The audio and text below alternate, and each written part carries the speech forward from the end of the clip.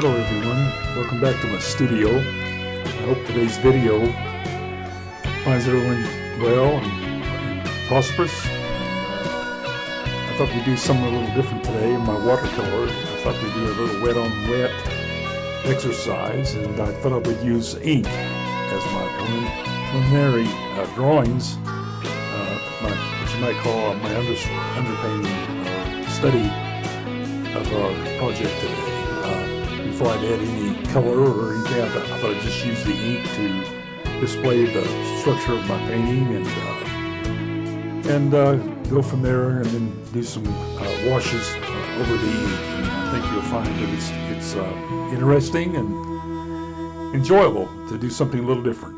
And I hope you get something out of it today a little bit. But, as you can see here, I've sprayed my paper with water, and allowed my ink to feed into the water, and you'll get some really distorted lines and what have you. And it kind of looks like a mess before you start laying out the major part of the painting, but you'll see as you build off of this technique that it will enable you to come up with some structure in your design that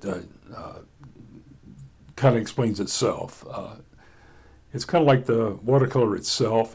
It's got its own life about it whenever you apply the colors and blend the different washes together, and it's just, like I said, it's very enjoyable. So if you'll just watch here a little bit, and you kind of see as we go along, I'll show a quick caption, or I have showed a quick caption what the results of it will be. But it's kind of like whenever you're doing any kind of painting, you have to come to a crossroads that you have to push yourself on through with what you're doing, and then when you get to the finished product, hopefully it doesn't need any explanation, but the painting will explain itself. And so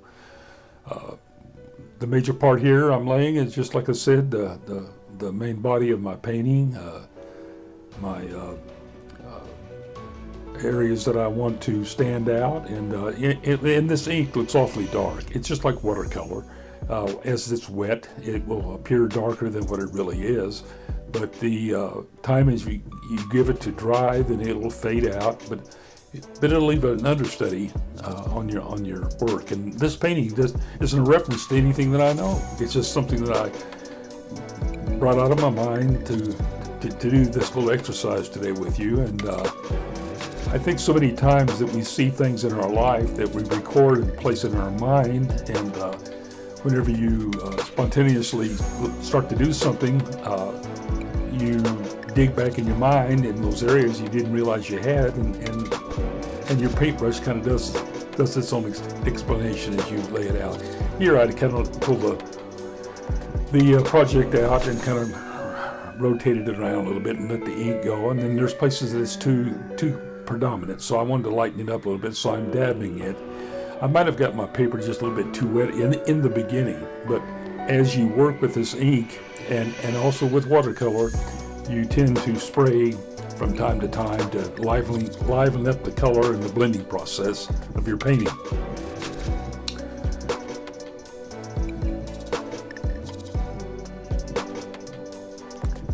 Here I'm trying to lighten it up in different areas, but as you apply your watercolor, your highlights and what have you, your atmosphere, once you get that all laid into this will all come together, hopefully. And like I said, it's just a fast project that I put together to just kind of display a little bit of the technique that I wanted to explain to you today. Applying the clouds, you can see the ink underneath of it, but that'll mature. It'll turn into a cloud formation, or it'll be distorted by the time you get your trees and stuff in there, and it'll all kind of work together.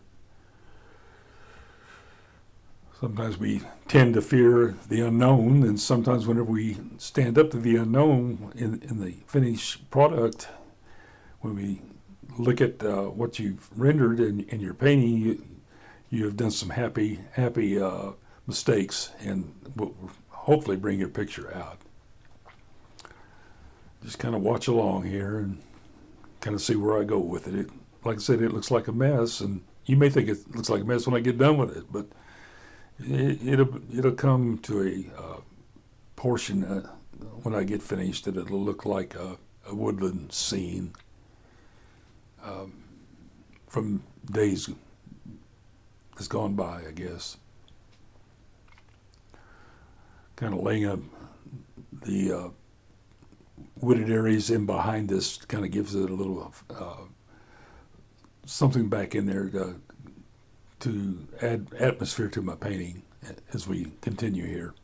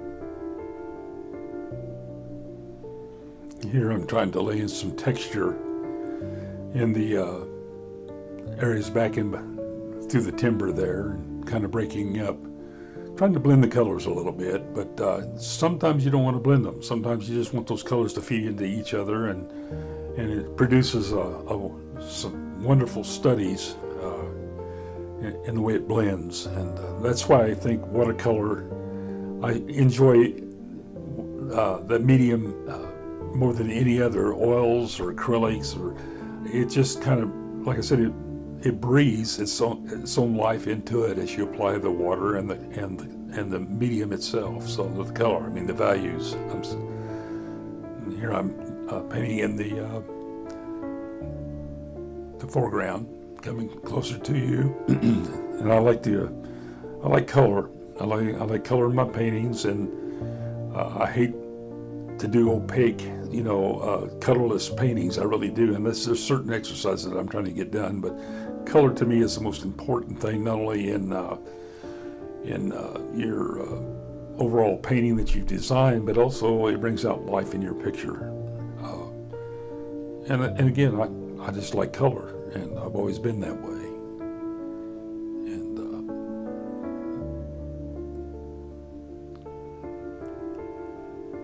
And again, this is something just I'm playing with as I go. It's not I'm not taking it from anything.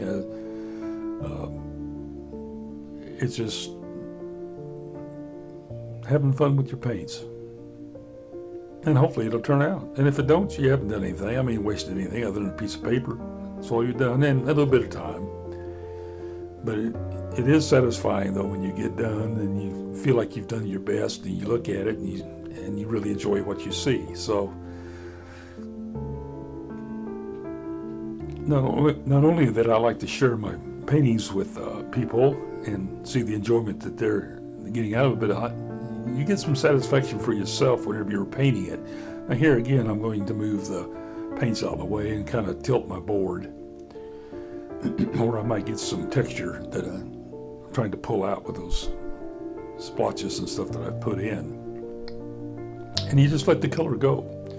Sorry I took it out of frame, but you just kind of let it paint itself as you go along. And of course you have to have a mind, you have to have a path decided as you go along how you want this to lay out. And you know, you got your common things in a painting. You got the foreground, and you know, you got those areas that you've got to bring out, and also as I said earlier, the atmosphere. It all works together. If a portion that's missing, then there's a portion missing in your painting. So you've got to attack it in a way that that needs to be done. You know, your light values and your darker values as I say, as you get close to yourself.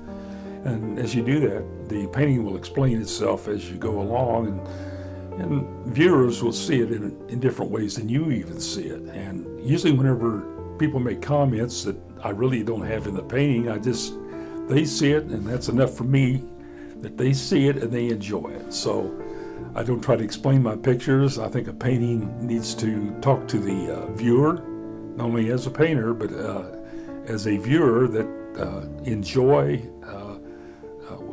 in a memory that they might have had, or a place. I've had people say, well, I know exactly where that place is at. Well, I don't know if you do or not, but sometimes it's just made up in your mind. So as I apply the color here, it kind of brings the painting around a little bit, but bringing in some dark. Again, as I said, when you apply these dark colors, you got to understand that there's an area that when it goes to drying, it won't be as bold. But you got to watch your hard lines also. Sometimes you need those hard lines. Now, back there in the trees, the areas back in there, it's dark, but you'll understand what I'm doing there as we work through this. So.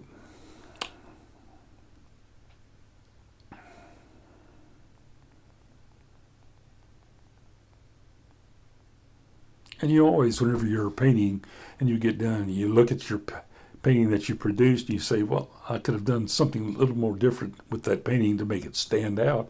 And there's nothing that says that you can't go ahead and paint it again and bring those highlights. I think that's where you build your paintings. The more you paint them, I don't care if it's 2 or 3, 4, a dozen times. I think you probably get a little tired of it after a little while, but that's how you improve your picture, your painting itself, the value that you're trying to display. Yeah, it's a work in progress. I've said in the past, and you can always see a room for improvement.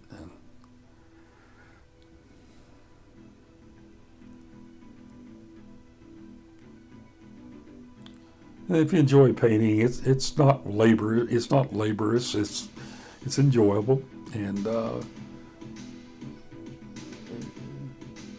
at my age, I'm retired, and like I said in other videos, it gives me something to do in my old age, and it brings joy to me with the time that I spend. And I think that's the main thing we need to do in our lives. We need to find those areas that gives us joy, and joy means a lot of things in different people's mind too. So. You live this whole life, you don't have any joy. I know people that have worked their whole life away and hated every day that they worked. And at the end of the rainbow, you find out that you missed a lot of things in this world. I was talking to a friend of mine the other night, and we were talking about how we wished our lives away when we were younger. Can't wait for the weekend and what have you, and I guess that's normal, but one day you wake up, you're not 18 years old no longer. So, but that's life.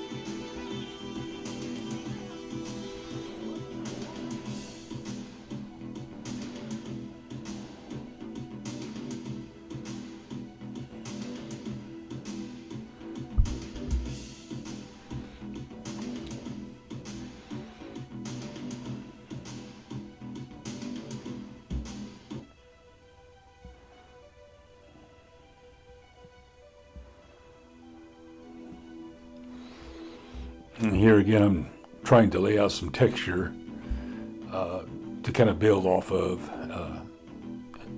as I'm headed back for the tree line, trying to draw my attention back. And here I'm building it up and trying to support the rest of the color in the painting, or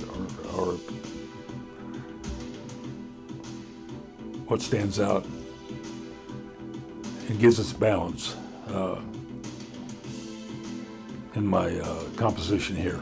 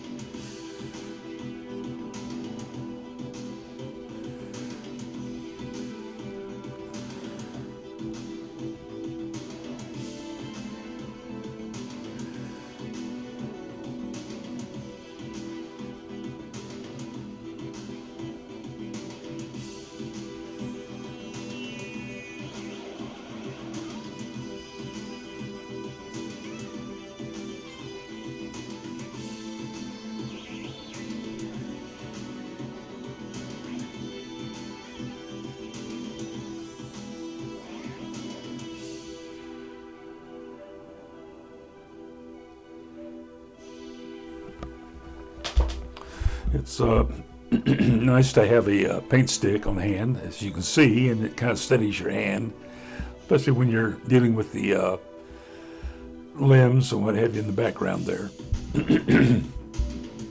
Excuse me.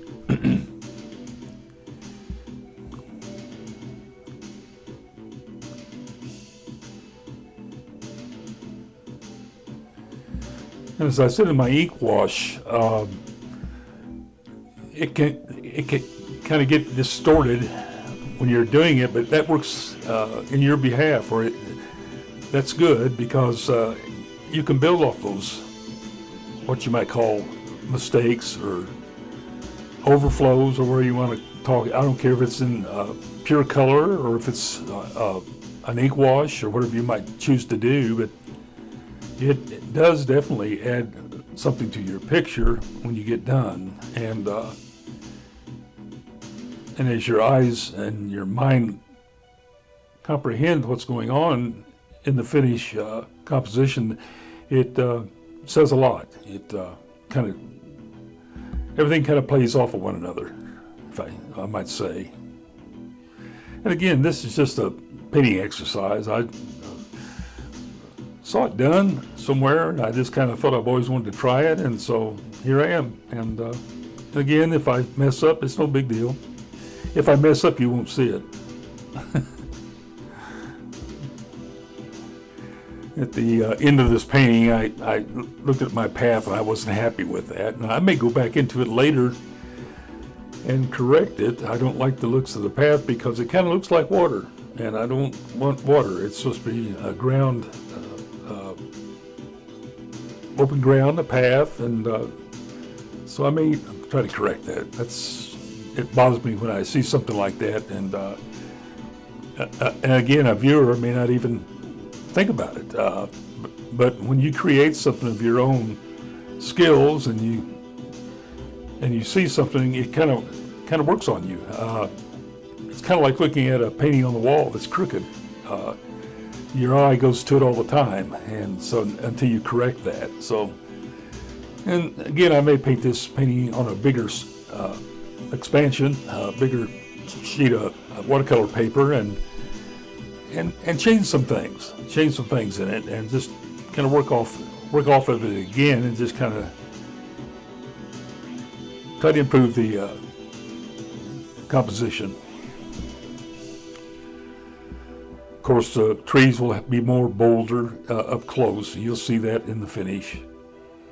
You get ready to come up here pretty quick. Placed it in here so that you might be able to refresh your mind on what it looks like when it gets done, or somewhat done.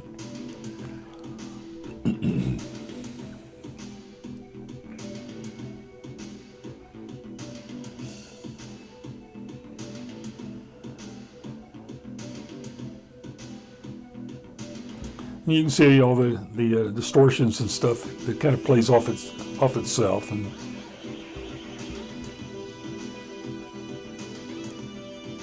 kind of completes the painting.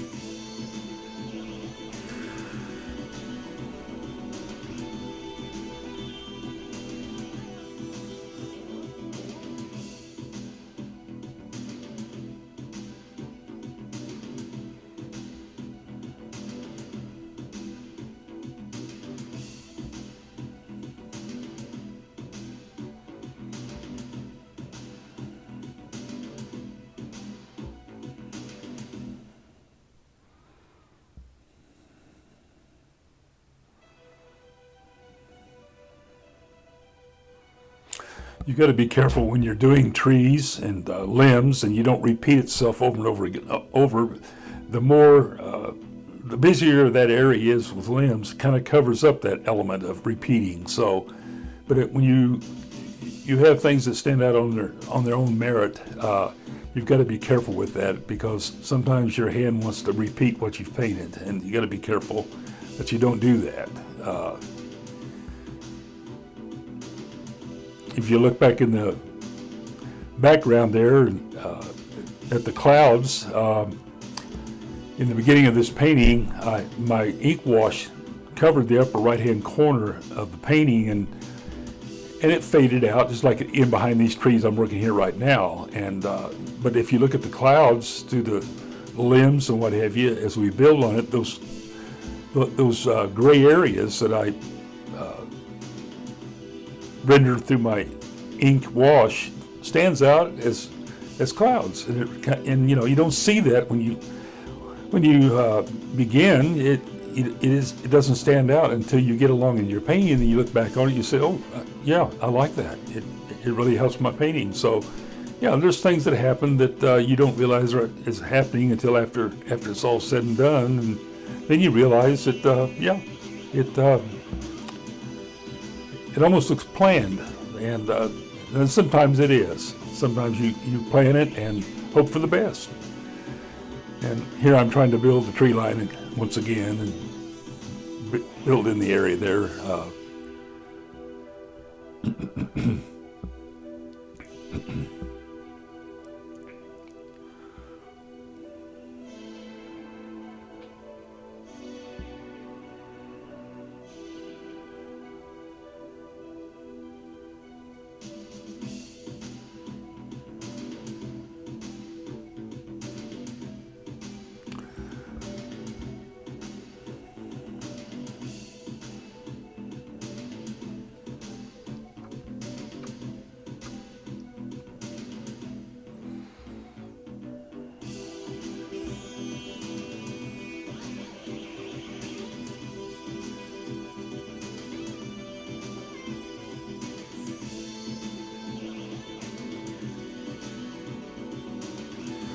You can also see the highlights in the clouds back by leaving the white pure paper show through, and it just kind of creates a fluffy cloud in the sky. And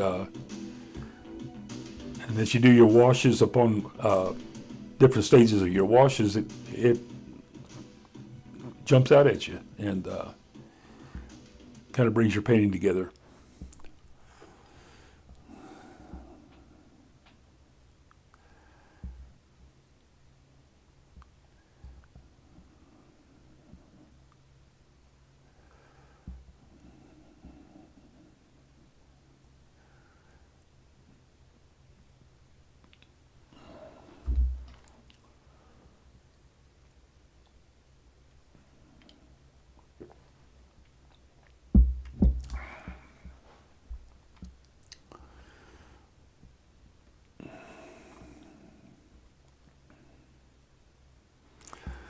As painters go, sometimes we get stuck in a rut, and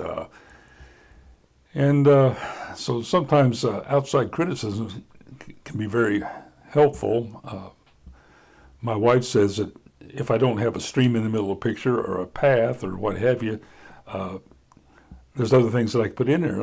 And I told her, I said, yes, I could do that. I just get kind of in a frame of mind just to to do that because I love water, and but she loves old farmhouses, and she inquired that my next picture might consist of a farmhouse, and so I may do that. My next one that I attempt be an old house of some kind, but kind of gives a painting nostalgia. You look back at the old farmhouses and what have you, and brings back memories.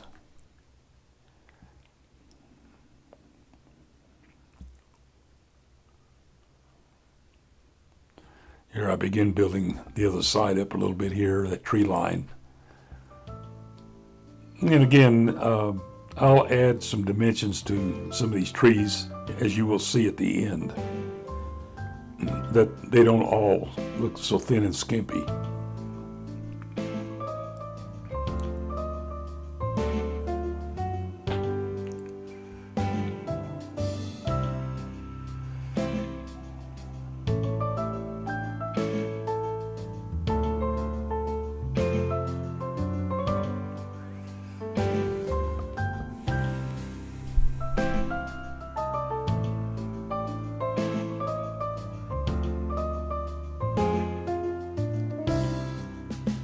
In watercolor, as you're applying your colors, it pays to dip your brush into various colors all the time, not just using one color value. You can do that on your underpainting, but then you have to build off that, or your image will just look like a pancake, be flat. And so it adds some value to your painting whenever you're constantly mixing your colors. It may just be dabbing in a different color every now and then, not even actually mixing anything. But most of the time you're mixing as you're going. But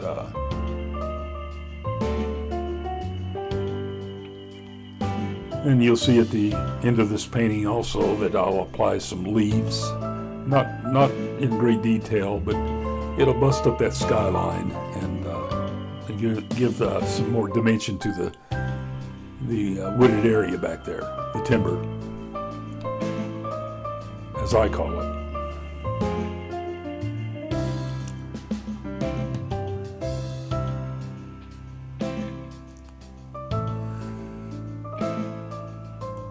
I run into people that participates in some of my classes that I put on, and my first thing I'll ask them is, are you painting? And they said, well, I just haven't had time to do that. And I'll pleasantly remind them that their skills won't improve unless they push a brush. And so, and even in my own, I learn a lot as I paint, and I have all my life. And I've painted a long time. Years ago in my life, took a liking to it, and of course life crowds us out sometimes. I realize that, but I laid my brushes down for several years and wished I hadn't done that. But like I said, there's things that does crowd us out, so we do get busy.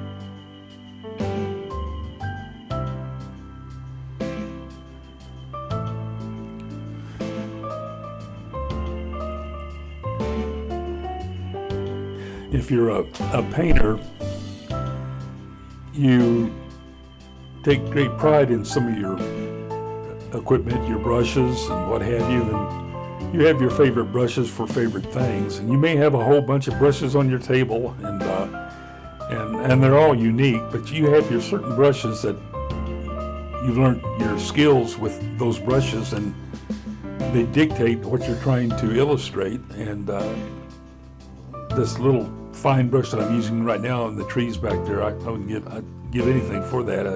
I wouldn't take anything for that, I mean, for fine detail. I laid my paints back up on the board. I don't know why I didn't do it before.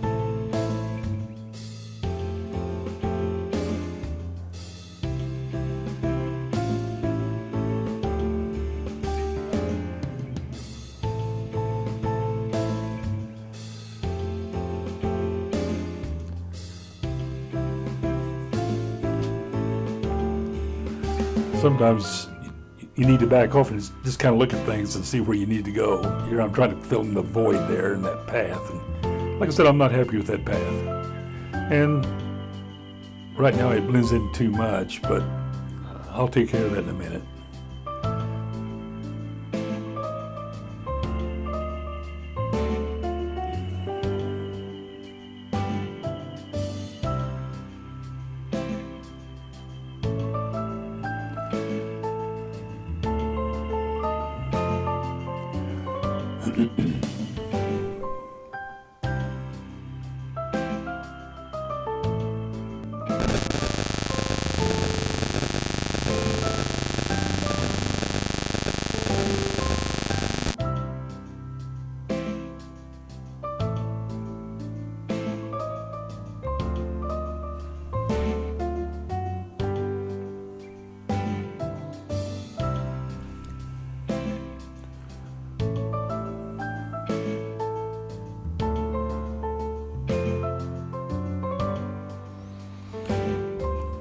Getting a little too dark here in that path, and sometimes you just wipe your brush out and clean it and come back and you can pick it up, lighten it, but it's still not as light as I want it.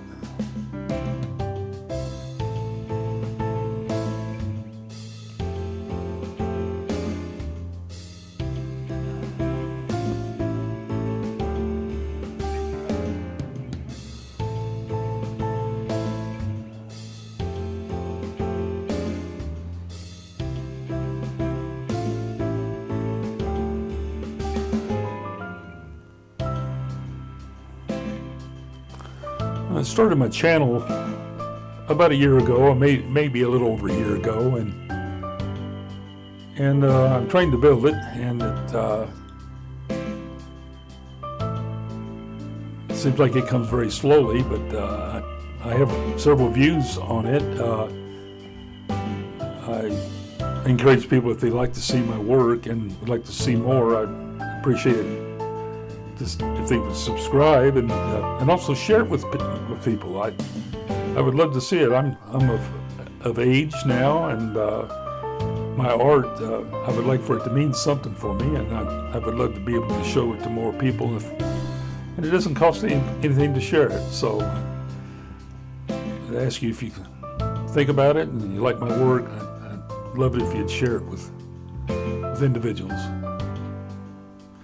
Here I'm trying to lighten things up a little bit.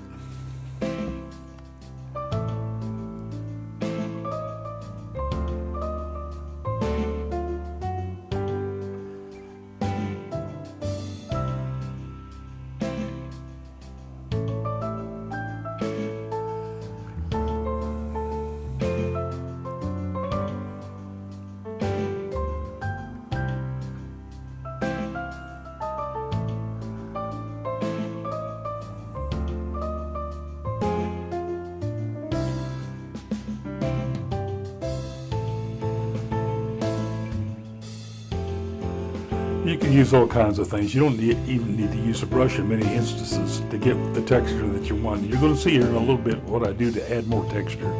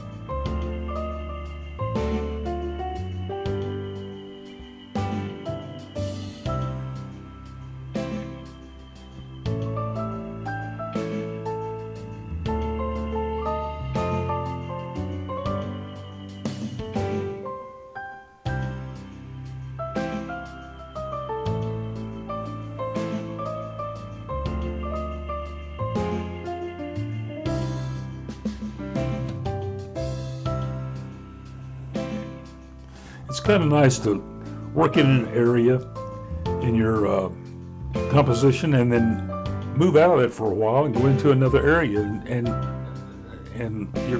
you're building layers is what you're doing, and sometimes if you get stuck in one area you're painting, you develop an area that you might overdo it, and kind of gives you a new eye if you look at other portions in your composition.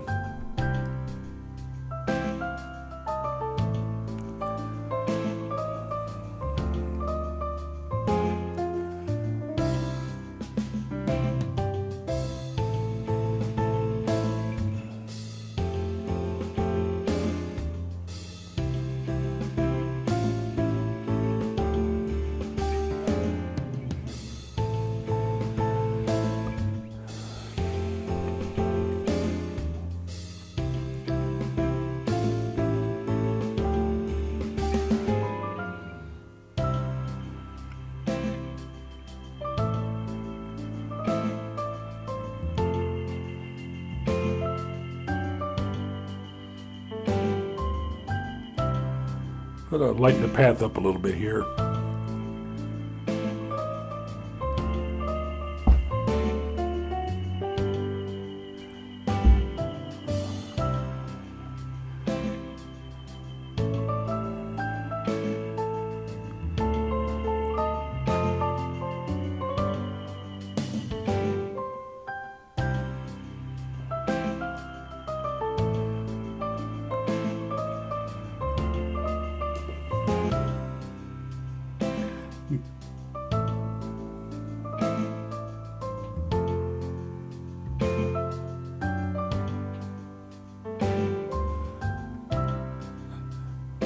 Kind of need to bend the path around the corner there, and again I'm getting the highlights too bright,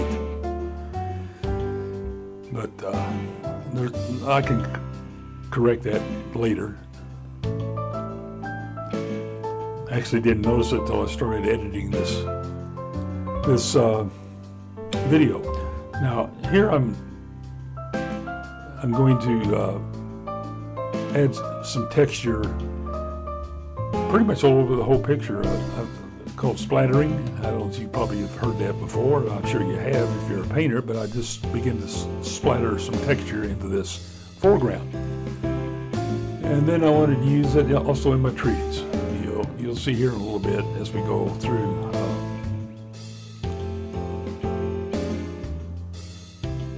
How we add texture. Get a little water on my brush and some medium in my dish. And again, you don't want to overdo it. You just want to add what you need to bring out some structure in your foreground. And also on the path. You want something on that path.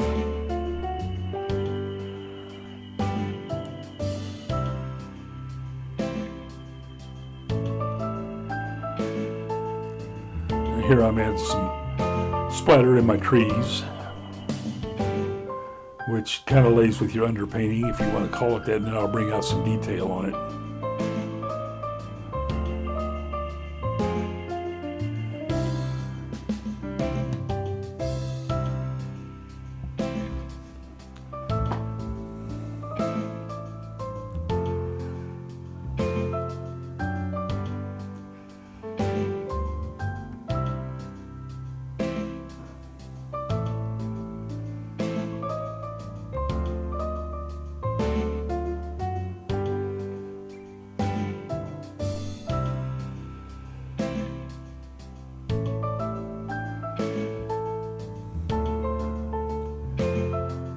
Always dipping in your color. Like I said, now you're starting to see a little build up on some leaves there. And I'm always on the cautious side of it, that I don't want to get too heavy with it.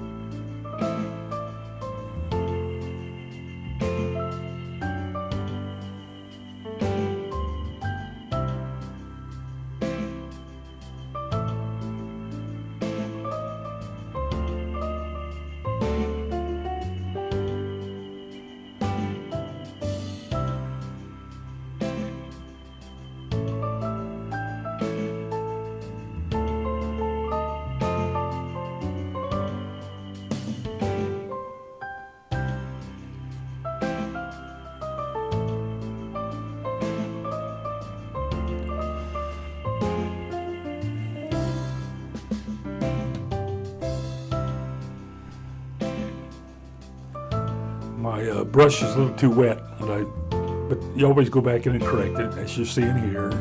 You still get the highlights, but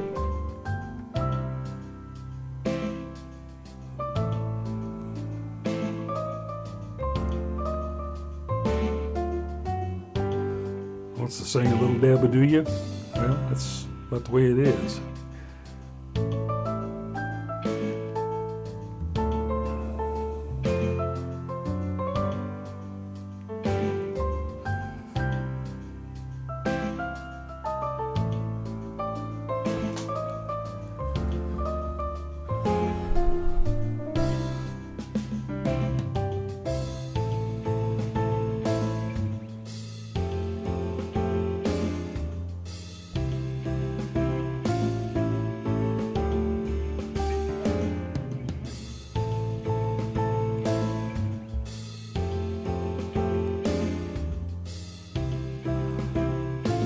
Sometimes it works better just to use the side of your brush and drag it.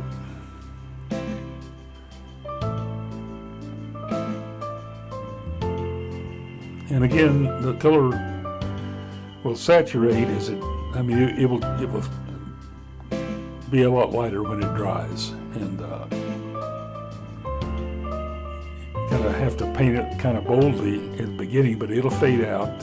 It'll still be color, but it'll be not as bold.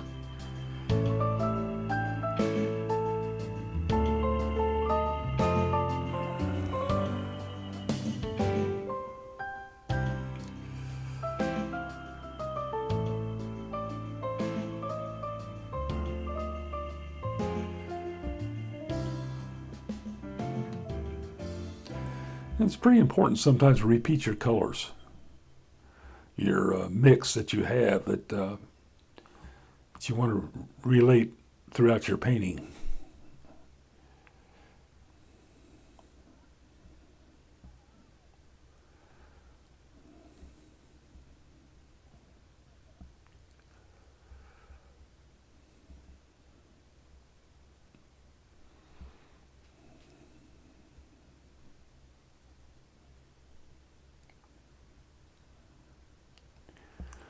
Here I begin to reinforce that line of trees back there, and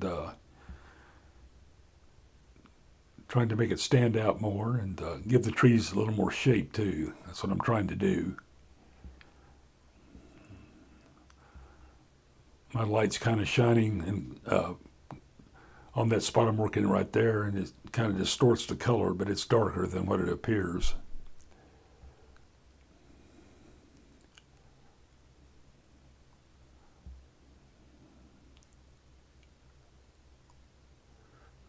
Just keep building till you're done. That's all I can say. Just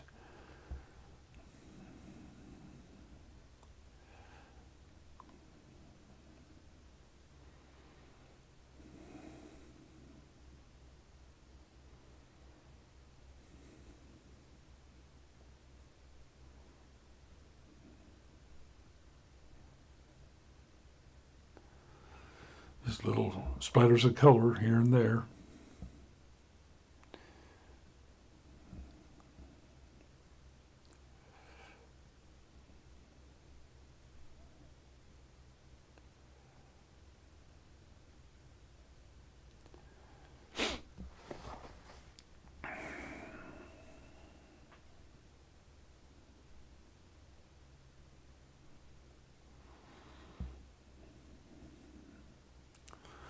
Just trying to raise the temperature in this area right here with this color that I'm bringing in, and also in the background. It doesn't take a lot of something to achieve what you're trying to illustrate in your composition. It's just a few splatters of paint here and there, and don't overdo it, and just keep applying. And again, if it doesn't work out, try it again.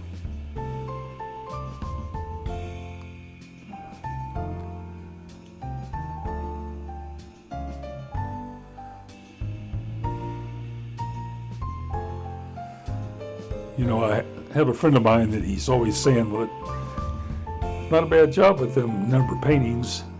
I laugh when he says that paint by numbers. And but years ago, when I was a little feller, somebody bought me a paint by number set, and I sat down and painted that, and I was really taken in when I got it finished of what it looked like. Of course, paint by numbers are pretty flat, but at that time I didn't pay much attention to that because I wasn't very old.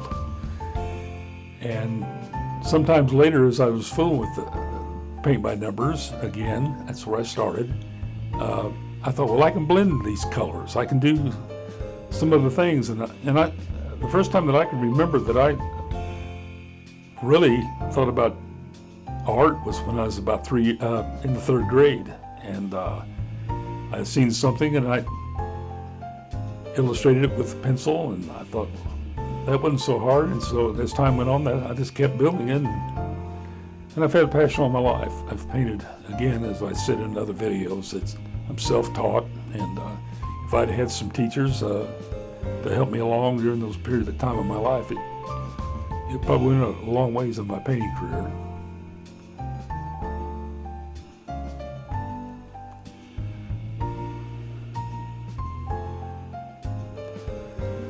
See here, I'm kind of building things up with kind of a flower effect.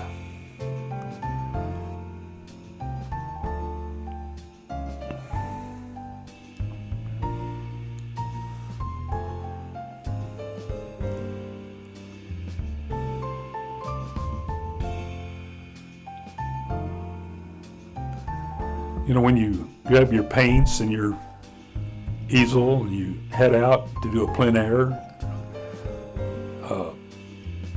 it's quite helpful to be in those areas that you can see with your eye and see the highlights with how the sun casts its light across the ground and also in the trees and what have you, or across the path. And when you're painting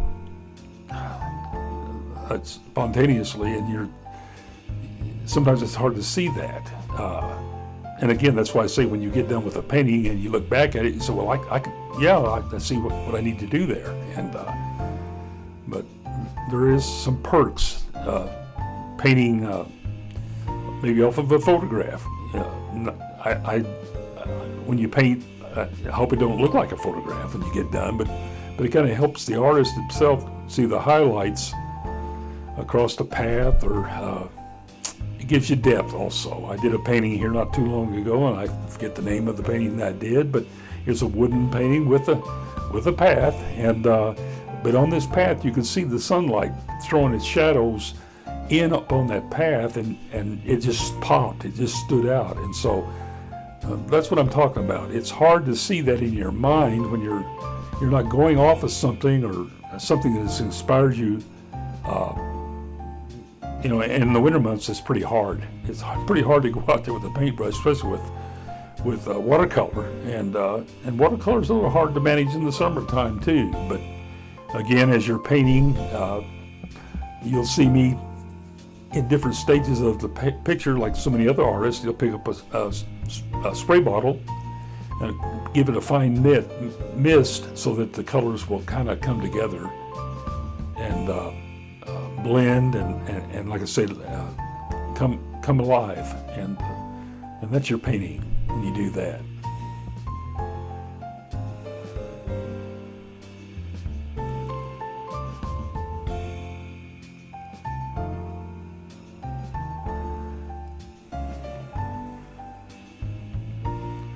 Now, a little bit ago, you could see that line of timber there was pretty dark. Now I'm adding color to it and trying to bring it out where that black don't knock you down, but looking at it.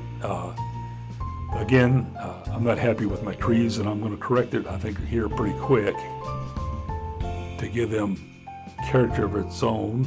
They stand out by themselves, and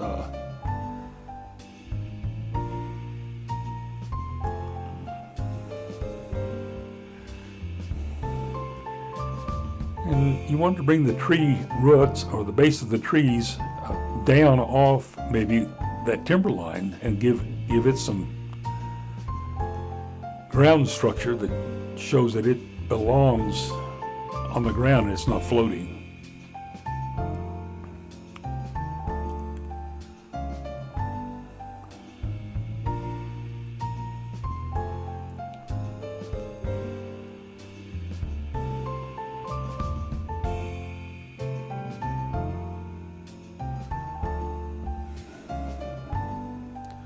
There's a lot involved when you're doing a video of your paintings or whatever you might be trying to achieve in some other field, whatever, photography or anything else. But there's a lot of work that goes involved in a painting, in a video, and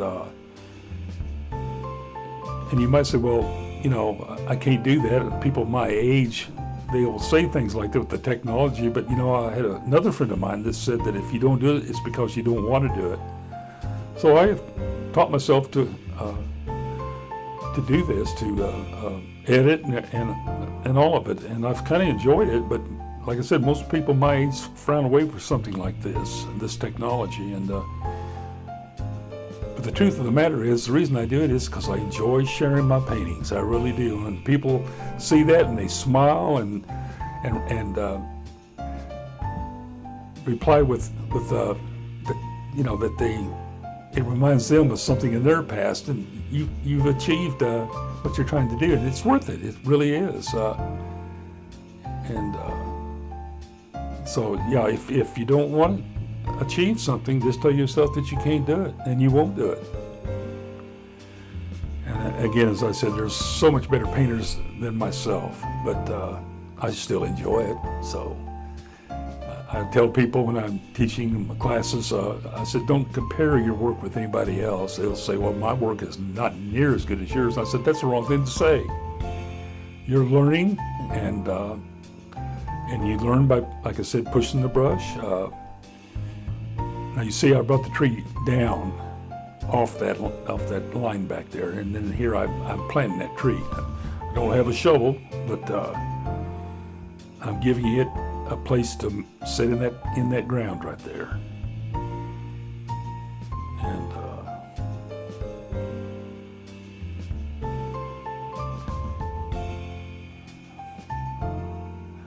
I thought I was going to be a guitar player years ago, and I started taking lessons, and they started me out with Mary Had a Little Lamb. Well, you want to play rock and roll and all that stuff, but you've got to love what you're doing, or you won't do it. And so I just encourage people that if you love to paint, just do it. I mean, don't try to paint like someone else. I mean, you might use some of their techniques that you see, but just do your own thing, and then you'll enjoy it. You really will. And you're creating. I don't care what anybody says. When you're creating your own works, that's unique. But here I'm getting to the final stages of my painting, and I just want to thank you for dropping by. And if again I could encourage you to do anything, I encourage you to subscribe to my channel, and that would kind of make me feel better that there is people watching it out there.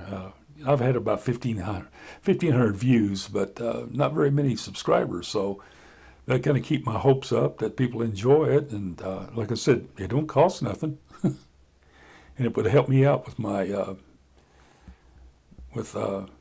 positive feeling towards my videoing. I don't have to video to enjoy painting. I can paint without it, and I've got so many paintings that I've done, and I just throw them in my closet, or I give them away, stuff like that. So, but I would encourage you, if you will, to share my work and just keep painting. That's all I can say is, if you enjoy it, just do your work and just add in a few dabs and dots here, so as I finish it.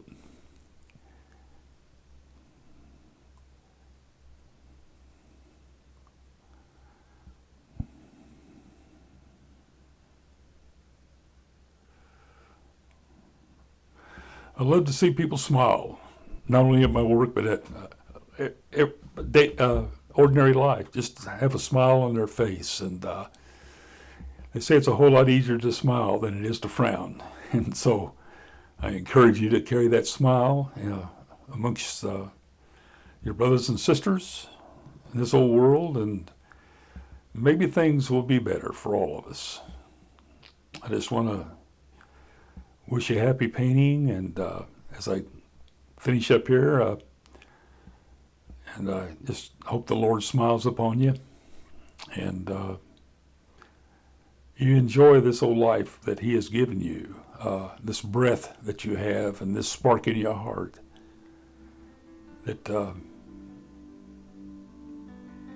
you will enjoy this old life that you have. Make the best of it, because it passes so quickly. God bless each and every one of you. And I think my next painting, I think I'm going to do an old house like my wife wants me to do. I've got a few more that I got in my mind I want to do, but I kind of got into a little slump. But we all do that. Got to give it a rest. You got to want to paint. If you don't, you won't paint. So sometimes it's good to back off and just do your thing until you decide you want to get back on the easel, the drawing board. All right, God bless you guys. We'll see you on the next one. Bye.